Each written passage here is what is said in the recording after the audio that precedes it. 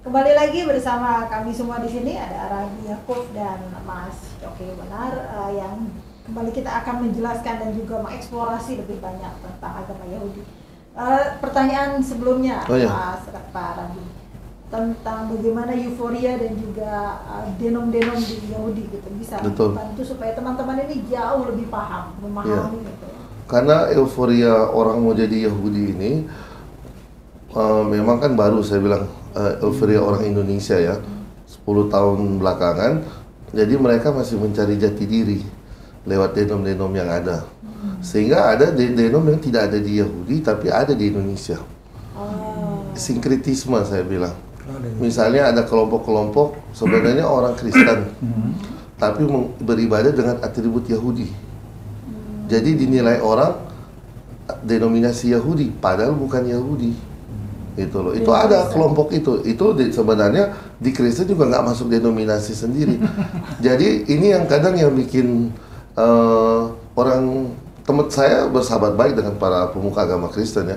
Mereka juga pusing, kewalahan ngadepin kelompok ini karena di satu sisi mereka berpakaian ala Yahudi, tapi di satu sisi beribadah secara Kristen dengan bahasa Ibrani, kadang pakai bendera Israel gitu. Jadi ini yang bikin jadi macam kebingungan gitu loh. Tapi tentu saya akan jelaskan ya apa saja denominasi Yahudi itu. Di Judaisme itu terbagi 3. Yang pertama ortodoks, yang kedua konservatif dan reform. 3. Reform ini atau liberal kata lainnya. Nah, sesuai nama-namanya, mereka juga tingkatan melakukan perintah Torahnya juga sesuai denominasinya. Yang ortodoks masih melakukan secara strict. Sementara yang konservatif udah agak longgar. Datang ke reform lebih longgar lagi, lebih tidak. Saya ambil contoh kalau orang Yahudi Ortodoks itu masih memelihara hukum kasrut ya, hukum makanan kosher, tidak makan babi, tidak makan ayam, tidak makan seafood, hanya makan yang daging disembeli oleh rabi. Itu orang Yahudi Ortodoks. Orang konservatif mulai agak-agak ya. Bisalah coba-coba ayam yang tidak disembelih oleh rabi, mungkin bisa makan ayam di luar. Tapi yang reform mereka makan babi, makan udang, tapi masih merasa bagian dari Yahudi. Denominasi Judaism. Saya sekali lagi I'm not a judging person. Terserah orang Yahudi, orang yang lahir Yahudi mau memeluk denominasi yang mana, itu their rights. Saya respect, saya hormatin. Sekali mereka lahir Yahudi, mereka melakukan di denominasi apapun, mereka bisa jadi apapun itu free will mereka. Masalah yang muncul ketika terjadi konversi. Hukum Yahudi hanya mengakui konversi dari ortodoks. Halakha. Hukum Yahudi halakha hanya mengakui konversi dari konversi ortodoks. Jadi kalau Mas Coki konversi lewat konservatif atau lewat reform tidak dianggap Yahudi oleh orang Ortodoks. Termasuk juga orang reform? Enggak, kalau yang reform hanya reform yang akui. Kalau konservatif dan reform akui. Tapi kalau Ortodoks diakui 3-3. Nah, kenapa? Karena kembali ke tadi mahkamah agamanya, Beit Dinnya. Beit Din Ortodoks itu 3 rabi terpelajar. Saya aja masih belum sampai pede mau masuk jadi Beit Din. Saya diminta-minta oleh Beit Din kita, "You Yakov jadi salah satu, not me please." Saya I will help but not me. Belum ada ya. Saya sama sekali belum berani gitu. Tapi kalau di konservatif udah mulai lebih open dan di reform itu dilengkapi dengan adanya rabi perempuan. Jadi sebenarnya tidak dikenal. Tidak dikenal di Ortodoks. Ini nothing to do with gender ya, nothing to do with gender ya. Bersama lah ya. Nah, di konservatif sendiri belakangan 11-12 sama reform mulai menerima konsep rabi wanita di konservatif. Jadi yang dari konservatif sama reform itu udah mulai agak melebur sebenarnya. Dan Ortodoks tetap bertahan pada Ortodoks. Yang paling besar yang mana sebenarnya? Kalau di Amerika lebih besar reform yang banyak.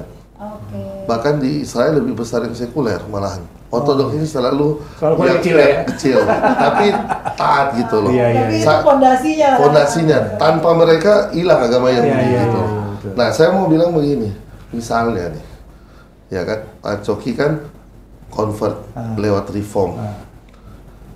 Bukan lahir dari Yahudi lalu melakukan ritual reform, convert lewat reform yang akan diakui oleh Ortodoks. Orang Ortodoks nggak akan akuin konversi itu sebagai sah. Sampai Mas Coki konversi lewat Ortodoks Judaisme. Begitupun kalau lewat konservatif nggak akan diakui oleh Ortodoks. Nggak dianggap Yahudi. You not a Jew gitu loh. Kecuali Mas Coki lahir dari ibu Yahudi atau melakukan konversi Ortodoks. Nah kalau kayak misalnya ya, Ya. Mas Coki atau saya nih konversi gitu. Terus tapi lewat reform gitu. Ya. Itu tetap terdata atau enggak? Mungkin di kalangan reform aja. Tapi tidak akan diakui di sinagog Ortodoks atau di komunitas Yahudi Ortodoks. Perbedaannya apa sih sebetulnya yang paling prinsipis? Karena selain konversi ritual-ritual Ortodoks, gitu ya. konversi misalnya? Ortodoks itu belajar minimum 1-2 tahun. Lalu diawasin, harus benar-benar melakukan Syabat, harus benar-benar ke sinagog, ya kan? Nggak boleh nyetir, nggak boleh pegang handphone. Selama proses belajar. Selama proses Syabat, selama Syabat. Jadi orang Ortodoks nggak pegang handphone, nggak nyetir mobil Syabat. Tapi kalau di konservatif boleh bawa mobil hanya ke sinagog Syabat. Oke. Boleh, tapi hanya ke sinagog, nggak boleh ke mall. Selama hari Sabtu. Iya, selama. Tapi kalau yang reform, ya mereka ke sinagog, tetap ada Pakai- sinagognya, pulang dari sinagog, pakai ada- mobil, pakai mobil. boleh itu whatever deh. Gitu. I'm not a judging Iya, person. iya. Masalahnya cuma di status kalau orang konversi aja gitu. Karena dianggap jokes konversi reform. Dan itu masalah yang terjadi di Indonesia kalau orang-orang Indonesia coba-coba main lewat reform ini. Saya nggak menentang institusi reform Judaism. I have a very lot of reform rabbis, friend of mine gitu loh. Tapi ya kita harus clear bahwa konversi reform itu nggak diakui oleh Ortodoks. Jadi kalau Rabi ini mengidentifikasi sebagai Ortodoks. Kami Ortodoks. Oh. Sinagog kami dipisah kalau Ortodoks. Laki-laki sendiri, perempuan sendiri. Dipakai mehitsa pembatas. Itu Ortodoks. Kalau tahun lalu begitu. Iya, kalau konservatif atau reform duduknya dicampur. Dan itu ini ya bisa diidentifikasi gitu ya. Iya. Lihat Ortodoks. Ada jokes yang bilang kalau mau tahu orang Yahudi Ortodoks, konservatif atau reform, dan kalau mau tahu kawinan Yahudi Ortodoks, konservatif atau reform, kalau di kawinan Bisa. Ortodoks, Bisa. di kawinan Ortodoks itu mertuanya yang hamil. Mertuanya yang hamil, artinya apa? Dia kawin agak muda, tapi mertuanya, ibunya itu masih hamil karena Ortodoks kan banyak anak kan. Jadi ibu pengantin, ibu pengantin yang hamil itu nikahan Yahudi Ortodoks. Karena Kalau di konservatif pengantinnya yang hamil istilahnya. Tapi kalau di reform, the rabbi yang hamil katanya gitu. It's a jokes ya, Jewish jokes gitu loh. Tapi emang orang Yahudi lebih suka kami menertawakan diri kami daripada bikin Kalau jokes Ortodoks tuh untuk banyak lain gitu loh. keren di mana ya selain di kayak misalnya Rabi juga, tapi ada di negara lain di mana yang cukup Yang kuat masih gitu? cukup kuat itu. Oh tentu kalau yang base-nya itu paling besar itu di Amerika. Di Amerika. Ya di Israel ada, dan di Israel itu uniknya di tengah-tengah Ortodoks ada kalangan ultra lagi Ortodoks ya. yang rambutnya panjang-panjang, yang mau semua itu harus sesuai tradisi Torah, nggak boleh nggak. Dan mereka ini yang anti Israel. Iya, iya. Karena kenapa mereka mau tinggal di Israel? Karena mereka mengakui tanahnya, bukan negaranya. Jadi mereka membedakan antara land of Israel, Eretz Israel, dengan Medinat Israel. Mereka menolak bantuan dari pemerintah soal bantuan keagamaan, mereka tolak. Dan mereka nggak mau masuk ke militer ya, nggak mau ambil anak-anaknya. Tapi pemerintah Israel tetap kasih bantuan institusi karena dianggap ya udahlah, ada yang perang, ada yang doa gitu kan. Tapi mereka tetap nggak mau ini kan. For me it's a political. Saya nggak mau masuk ke situ karena I'm Indonesian Jew gitu. Ini a problem in Israeli Jew. nggak kan beda negara kita beda urusannya. Jadi mereka Sampai kan sini aja ada denom Kristen dengan itu. Iya, Ya. tapi pesan saya, masyarakat Indonesia tetap harus bisa membedakan antara Yahudi dan Israel sebagai Betul, negara. betul. Karena Israel sebagai negara, di sana bukan cuma Yahudi, ada Muslim, ada Kristen. Tentara Israel itu 30% Muslim, orang Arab. Tapi kalau udah pakai baju IDF, udah nggak ketahuan kan. Tapi kalau orang Yahudi di kita ya agama Yahudi, warga negara Indonesia. di parlemen juga ada partai Arab. Iya, Sekarang 10% Israel di sana mereka. ada partai Arab dan kalau saya mau ya mungkin kita bisa belajar dari Iran. Iran itu sangat membenci Israel tapi melindungi warga Yahudinya. Jadi mereka profesional dalam membedakan. Tapi jangan nanti dituduh Syiah lagi kalau kita bawa isu Iran lagi ya. Tapi itu Iya. bisa contoh yang menarik gitu loh Ya. buat saya. Dan ini juga makanya pentingnya talk show semacam ini Ya. supaya dia memberikan pengetahuan, Betul, pemahaman betul. pada orang-orang Ini- Indonesia ini ya. penting loh. Saudara-saudara kita di Indonesia harus pahami bahwa Yahudi sekarang bukan lagi Yahudi yang Anda lihat dulu penjajah Belanda yang datang, atau Anda lihat Yahudi dari kacamata konflik Israel Palestina, sehingga dari dulu sampai sekarang tuh always negatif. Yahudi sekarang sama kayak kita, ada di pemerintahan.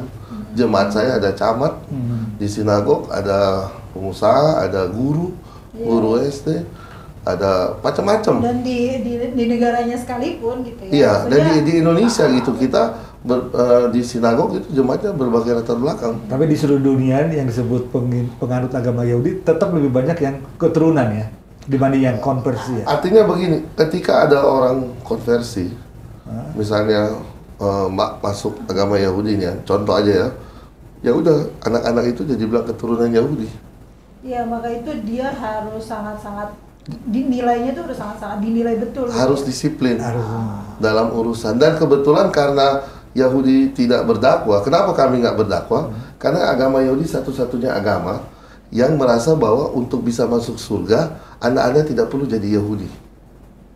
Kita bisa masuk surga rame-rame meskipun Anda tidak, atau non-Yahudi itu nggak perlu konversi. Orang non-Yahudi bisa masuk surga dengan keyakinannya masing-masing, sepanjangnya seturut dengan 7 hukum Nuh. Noahide, misalnya jangan menyembah berhala, jangan membunuh, jangan bersaksi dosa, ada punya sistem pengadilan, dan ini kan ada di tiap agama kan. Selama Anda punya itu, maka semua akan ke surga. Kalau kita tidak, ajaran kita tidak perlu meyahudikan orang lain, buat apa kita meyahudikan orang lain? Bukannya Tujuh. ada 7. Kalau 7 Musa dulu hukum ada Nuh. 10 hukum. Itu 10 perintah untuk orang Yahudi. Oh, itu perintah Itu untuk orang Yahudi harus bersahabat. Harus. Nah, 7 hukum Nuh itu orang non Yahudi tidak perlu pegang Syabat, bebas. Tidak perlu makan hukum kasrut. Jadi orang non Yahudi itu boleh makan babi. Boleh makan babi dan tetap masuk surga karena mereka bukan Yahudi, nggak perlu melakukan ritual Yahudi untuk masuk itu. Jadi kita nggak mengklaim ini milik surga, ini milik satu agama atau satu bangsa. Everyone itu bisa masuk ke situ selama dia nilai-nilai yang dia lakukan itu sejalan dengan 7 aturan Nuh, atau bisa jadi nilai universal kan. Ya, universal. Ini menarik ya. dalam Iya, agama. Karena nggak misi ya, Iya, betul. agama Iya. misi. Misi gitu. Iya. Dan dia punya cara strict ya Iya. untuk bisa orang yang masuk ke dalam agama Betul. Yahudi gitu. Sangat, makanya ya jumlahnya memang tidak pernah Iya. tidak bisa Karena tidak bisa kalau besar. ayat-ayat di Taurat kan selalu dibilang, apabila anakmu di kemudian hari bertanya, maka harus kamu, ini dari Tuhan, firman Tuhan. Jadi apabila anakmu di kemudian hari bertanya, kenapa kamu melakukan ritual ini, maka kamu harus menjawabnya. Jadi selalu narasinya itu untuk ke bawah, ledor fador, kepada keturunanmu gitu. Jadi kita di rumah, saya di rumah ngajarin anak saya aja, nggak ngajarin anak tetangga. That's not my concern. Itu urusan keluarganya. Saya ngajar anak saya aja. Yang penting saya ajar anak saya hormatin semua, jangan membenci, jangan merasa canggung atau membeda-bedakan teman. Karena itu yang di Torah bilang kita harus ajar anak kita berulang-ulang waktu kita duduk, tidur, kapanpun harus kita. Jadi fokus ke generasi ke bawah. Ledor fador itu keturunan. Karena memang Yahudi itu selalu diturun-temurunkan kan, seperti Taurat itu. Oh, ini cerita di Indonesia saja, Rabi, saya jadi penasaran. Ya. ketika misalnya gitu ya teman-teman Yahudi menikah dengan non Yahudi gitu, dan kemudian mereka punya ajaran untuk keturunannya masing-masing, itu ada resisten atau apa gitu dari pasangan berikutnya ya? Dalam agama Yahudi ya, apalagi di Ortodoks nih, orang pernikahan Yahudi itu harus sesama Yahudi. Artinya kalau memang ada orang serius dia mau menikah dengan salah seorang Yahudi, dia mau nggak mau harus, bukan kita paksa ya, tapi kalau memang kita nggak akan paksa, kita akan bilang you are free to marry with whatever you want. But if you want to do it according to the Jewish way, ya you need to convert to Judaism gitu. Karena pada saat pernikahan Yahudi kan ada dipasangin cincin tuh, yang pakai cincin cuma perempuan. Laki-laki nggak boleh pakai cincin. Iya, jadi nggak ketahuan orang Yahudi udah kawin atau belum. Bisa bebas gitu. Bercanda ya. Just kidding. Jadi yang pakai perhiasan tuh perempuan. Nah, dipasangin di jari telunjuk. Ketika dipasang jari oleh suaminya, dia bilang begini, aku mengikat kamu menurut tradisi Musa dan Israel. Artinya dia harus membangun rumah tangga Yahudi itu berdasarkan tradisi syariat ya, dalam bahasa ini syariat Musa dan Israel. Ya syariat sunnah gitu, memang mengikuti itu. Karena ada waktu ya. Jadi di Gunung Sinai itu Nabi Musa menerima 2 Taurat. Ini banyak yang nggak tahu. Taurat tertulis, Taurat Shebiktav, dan Taurat yang lisan, tidak dicatat, Taurat Shebalpeh. Taurat tertulis ini yang 5 kitab Musa, Pentateuch, yang dikanon oleh saudara-saudara Kristen. Jadi kitab perjanjian lama, Kejadian, Keluaran, itu udah tertulis seperti itu. Tapi yang turun-temurun ini tidak ditulis sampai dia turun 1700 tahun, 2000 tahun lalu oleh seorang rabi namanya Yehuda Nasi. Dia mulai menulis itu karena waktu itu kan Israel dijajah ya sama Romawi, sama Yunani juga. Dia takut anak-anak muda Yahudi ini kehilangan jati dirinya. Jadi dia tulis, dia kanon, dia tulis itu jadi Mishnah, kemudian Gemara. Di situ diceritakan dan kemudian jadi Talmud Indian. Di situ diceritakan tentang bagaimana seharusnya melakukan Torah itu, petunjuknya, dan cara hidup Yahudi gimana. Misalnya kita pakai kemeja, tangan kanan dulu yang dimasukin. Pakai celana tangan kanan, pakai sepatu, pakai dulu yang kanan, baru kiri, ikat dulu tali kiri, baru tali kanan, gitu. Sampai ada orang convert waktu itu, ditanya kan sama seorang rabi, kenapa kamu mau convert? Apa lebihnya agama Yahudi? Agama lain indah-indah kan, bebas gitu loh. Dia bilang semua agama bagus, indah, tapi saya merasa di Yudaisme sampai hal saya pakai sepatu pun katanya Tuhan dampingin katanya. Padahal itu sebenarnya maksudnya kenapa dia sampai memakai sepatu aja dia diatur talinya. Karena itu diperintahkan sedetail itu hukum Yahudi. Perempuan habis pendarahan harus pergi ke mikveh, ke tempat kolam tadi. Jadi kolam baptis itu dalam ruangan ada kayak kolam khusus, itu harus natural spring. Kalau nggak mata air hujan, nggak boleh pakai pump. Di situ perempuan yang habis nida atau habis apa, lewat 7 hari dia harus kayak mandi wajib gitu. Dia dibersihkan di situ. Begitupun laki-laki Yahudi sebelum hari Sabat atau hari Raya harus masuk ke kolam situ, dia mentahirkan, baru dia bisa suci untuk masuk ke Sabat. Itu diatur sedetail itu gitu. Itu disebut Talmud itu. Di Talmud itu lebih banyak pendapat-pendapat rabi tentang melakukan. Jadi kalau Yahudi sadarnya tahu Taurat dan Talmud. Ya, dan Talmud. Karena sekarang banyak beredar buku-buku antisemit ya. Anti Yahudi di Indonesia tuh ayat-ayat palsu tentang Talmud. Katanya isi Talmud non-Yahudi diciptakan dari kotoran hewan. Mana ada kan kitab seperti itu gitu. Terus dibilang non-Yahudi harus jadi budak buat orang Yahudi. Itu semua fitnah di toko-toko buku tentang ayat-ayat Talmud itu, padahal yang sebenarnya tidak ada gitu. Talmud itu ditranslate nggak ke bahasa-bahasa? Belum aja ke bahasa Indonesia, tapi ke bahasa Inggris ada. Oh, Inggris ada ya. Di Talmud itu saya ambil contoh, Pak. Kiddushin 18 dan Syabat 56. Barang siapa menyelamatkan satu jiwa sama dengan menyelamatkan seluruh isi dunia. Barang siapa yang membunuh satu jiwa sama dengan membunuh seluruh isi dunia. Itu kan ada kan di Quran kan, bunyinya kan sama kan. Jadi sebenarnya hal-hal itu kita dengan dialog begitu, kenapa saya aktif di Interfaith, kita bisa ketemu yang mendekatkan kita tuh apa aja gitu. Karena ada yang bilang bahwa Islam Ortodoks sama Yahudi Yahudi, Ortodoks itu agak mirip-mirip sebetulnya. Ya tadi kan sebetulnya mirip banget gitu Iya, ya. karena sebenarnya sama sih istilahnya sebetulnya. Ya syariatnya kan, karena kan memang kan nabi-nabi yang sebelum kamu diturunkan kitab-kitab, ya memang sedemikian adanya gitu loh, ketetapan itu. Istilahnya kalau di dalam dialog interfaith, Yahudi itu katanya Islam kuno, baru Islam itu Yahudi modern gitu, katanya seolah-olah Iya, dia punya iya. posisi Konservatif. jokes di interfaith ya, jokes di interfaith ya, Iya. betul. Islam kuno sama Yahudi modern ya kan. Apa munculnya maksudnya di internet banyak antisemit yang tadi Iya. membuat itu Oh menurut banyak kan, membunuh, Iya. darahnya halal itu udah biasa. Itu ya sejak Palestina itu lah, sejak ya, Sebenarnya hubungan Yahudi Muslim ini ya, itu tuh sangat-sangat mesra. iya.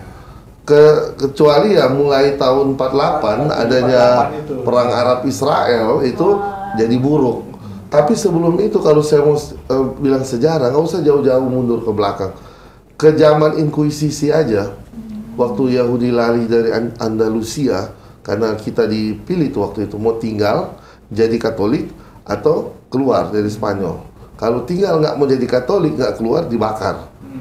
Akhirnya orang-orang Yahudi lahir, yang kirim kapal siapa? Sultan-sultan dari Utsmani. Mereka yang kirim selamatin, makanya ada Yahudi Turki. Yahudi di Timur Tengah sekarang banyak karena dibantu oleh para Sultan Utsmaniyah, dan ada satu sinagog di Turki itu dia punya tempat baca Torah tuh kayak kapal. Dia bikin kayak kapal itu untuk memperingati Sultan itu. Saya lupa namanya, tapi menghormati Sultan yang menyelamatkan orang Yahudi itu. Gitu.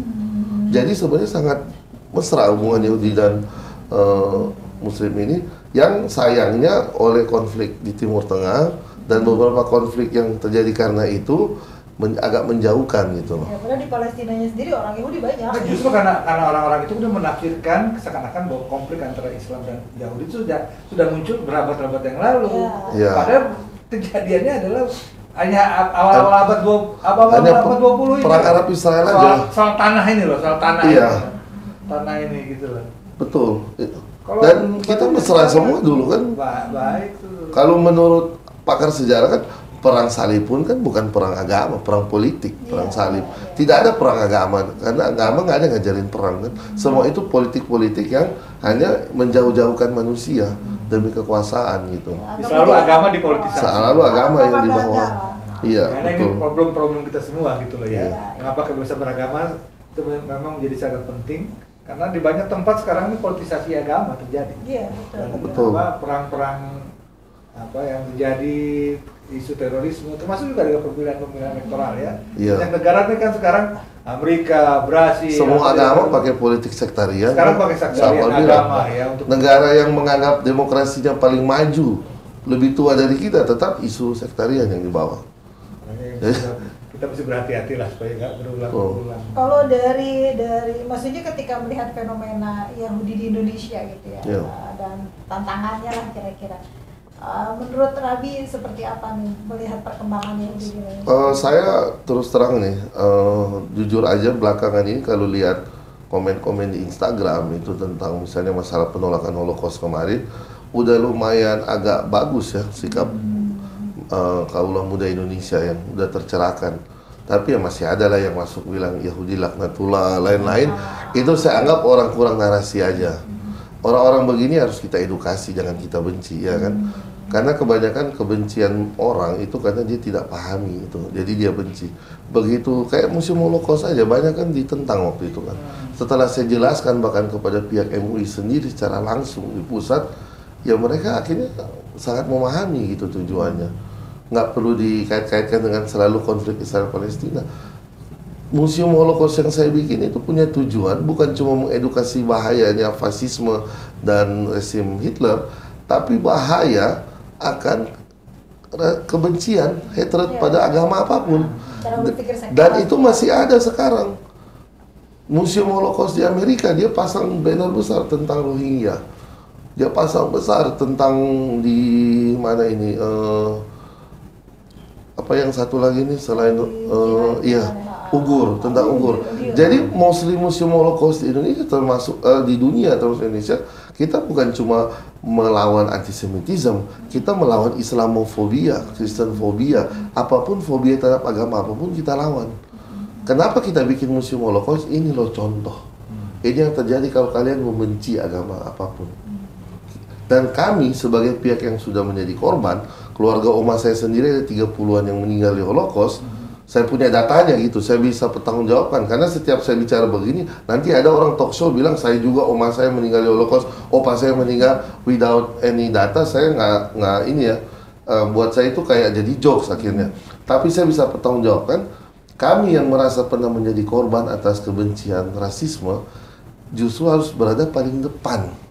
Untuk menyuarakan bahwa kita harus tentang namanya hatred, ya kan, kebencian ini, fasisme, rasisme, itu semua harus dilawan. Kalau kita tidak lawan, kalau dia ketemu cross dengan kekuasaan, akan muncul resim-resim Nazi di masa depan. Betul. Dan akan terlambat nanti kita, Mbak, kalau nggak mulai dari sekarang. Ya, dan itu sudah banyak lah sekarang mungkin. Iya, it happens, it can happen again gitu loh. Jadi harus kita menyuarakan never again kepada seluruh suku apapun, ras apapun, agama apapun. Betul. Kita manusia, kita bersaudara kan. Nah, ini sesuai dengan slogannya Mas Yogi Distara, menjaga kebebasan beragama Kita dan berkeyakinan. Masih satu segmen lagi, Rabi akan lebih banyak bercerita karena sebenarnya bagi saya sendiri ya Mas Yogi ini tuh informasi baru gitu. Nggak mudah untuk memilah mana Yahudi dan juga mana Israel ya. Dan sekarang kita bisa belajar banyak ya. Tadi ada 7 hukum Ya, gitu, dan 7 lain hukum tuh. ya, dan di sesi berikutnya kita akan lebih kenal lagi ya supaya teman-teman semua tuh paham agama Yahudi itu seperti apa gitu. Kemudian tadi ada Ortodoks dan punya banyak kesalahan lah gitu. Nggak katanya lagi gitu ya. Ini yang paling males ini. Ya. Jokesnya lah jangan katanya gitu ya. Sudah harus banyak narasi. Kita akan bahas dan bincang berikutnya di segmen ketiga nanti gitu. Dan saya harap teman-teman Setara, sobat-sobat Setara tetap bertahan bersama kami. Terima kasih banyak. Kita beristirahat sejenak.